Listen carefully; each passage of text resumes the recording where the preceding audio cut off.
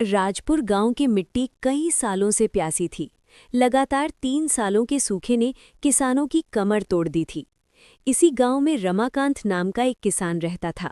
रमाकांत गरीब जरूर था, लेकिन उसकी मेहनत और धरती के प्रति उसका प्रेम अमूल्य था।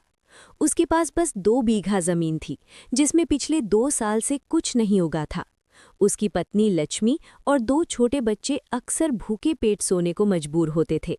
गांव के बाकी किसानों ने इस साल खेती छोड़ दी थी। उन्होंने तय कर लिया था कि जब तक अच्छी बारिश नहीं होगी वे बीज नहीं बोएंगे। लेकिन रमाकांत हार मानने को तैयार नहीं था। उसे अपनी मिट्टी पर भरोसा था। सुनो जी, ये क्या कर रहे हो? गांव के सब लोग कह रहे हैं कि इस साल बीज बोना मूर्खता है। हमारे पास जो थोड़े से बीज बचे हैं, उन्हें क्यों बर्बाद कर रहे हो? भूख से हार मान लेना मूर्खता है, मेहनत से नहीं। इन बीजों को बचाकर क्या करेंगे? क्या ये हमें रोटी दे देंगे? मेरी जमीन मुझसे बात करती है लक्ष्मी। वो कह रही है कि अगर हमने इस बार भी हाथ छोड़ दिया तो वो हमेशा के लिए रूठ जाएगी। मेहनत का फल जरूर मिलता है, भले ही देर से मिले। तुम्हारी मेहनत पर शक नहीं, पर हम और कितना कर्ज उठाएंगे? बच्चों का पेट खाली नहीं रहेगा। मैं खेत जोत रहा हूं, बाकी भगवान पे छोड़ दो। मैं अपनी तरफ से कोई कमी नहीं रखूंगा। रमाकांत ने बिना पानी के ही बीज बो दिए। उसने सुबह शाम कुएं से थोड़ा थोड़ा पानी लाकर अपनी जमीन को सींचा। उसकी मेहनत देखकर जमीन शायद पिघल गई। एक रात जोरदार बिजली चमकी और मूसलाधार बारिश शुरू हो गई। ये ऐसी बारिश थी जिसकी उम्मीद किसी ने नहीं की थी। गांव के लोगों ने देखा कि रमाकांत की खेत में सबसे पहले अंगूर फूटे। जहां बाकी सब जमीन सूखी पड़ी थी, वहीं रमाकांत का खेत हरी मखमली चादर ओढ़ी खड़ा था। उसकी फसल इतनी घनी और स्वस्थ थी कि पूरे गांव की नजरें उसी पर टिक गईं। अरे देखो तो, इस रमाकांत की किस्मत, इसने तो सबको मात दे दी। ये तो वही किसान है जिसके पास बैल खरीदने तक के पैसे नहीं थे। मुखिया जी, ये किस्मत नहीं, इसकी मेहनत है। हमने हाथ पर हाथ धरे बैठे रहे और इसने अपनी नथ बेचकर जमीन को सींचा। हमारी जमीन तो सो रही, पर रमाकांत की जमीन जाग गई। फसल बहुत अच्छी हुई। रमाकांत ने भरपूर कमाई की।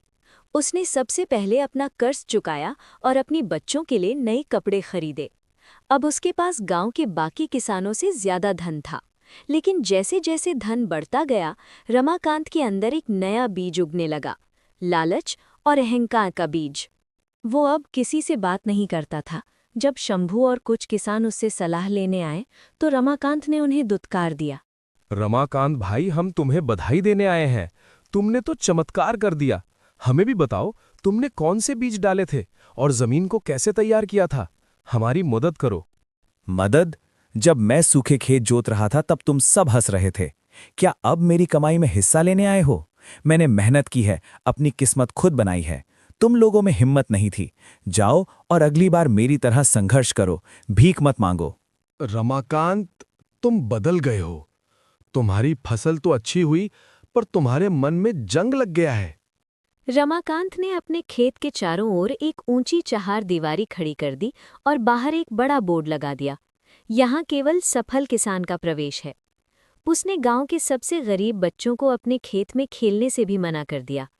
रमाकांत की फसल अब उसकी तकलीफ नहीं, उसका घमंड बन गई थी। धीरे धीरे रमाकांत ने महसूस किया कि उसकी नई दौलत उसे सुकून नहीं दे रही है। उसकी पत्नी लक्ष्मी अब भी उदास रहती थी। सुना है मुखिया बलदेव की बेटी बीमार है और उनके पास दवाई के पैसे नहीं हैं। हमारी एक टोकरी अनाज उनकी जान बचा सकती है। जरूरत पड़ी तो वो खुद आएंगे। मैं दानवीर नहीं हूं, ये मेरा कर्म फल है जो मैंने कमाया है। कर्म फल तो वो था रमाकांत, जब तुमने भूखे पेट हल चलाया था। ये तो पाप का बोझ है रमाकांत। तुम सफल किसान जरूर बन गए, पर अच्छा इंसान नहीं रहे। क्या तुम्हें नहीं लगता कि तुम्हारी फसल तुम्हारी खुशी छीन रही है? लक्ष्मी की बात रमाकांत के दिल को छू गई, लेकिन उसका घमंड अभी भी भारी था। उसी रात रमाकांत को एक सपना आया। उसने देखा कि उसका खेत आग की लपटों में जल रहा है और उसकी जमीन उसे आवाज दे रही है। रमाकांत, मैंने तुम्हारी मेहनत का सम्मान किया और तुम्हें फल दिया, लेकिन तुमने मेरे फल को घमंड का खाद दिया। कभी किसी एक किसान की नहीं होती, वो सबकी माँ होती है। अगर तुम भूखे को खिला नहीं सकते तो मैं तुम्हें अगला फल भी नहीं दूंगी। सुबह उठते ही रमाकांत पसीने से भीगा हुआ था।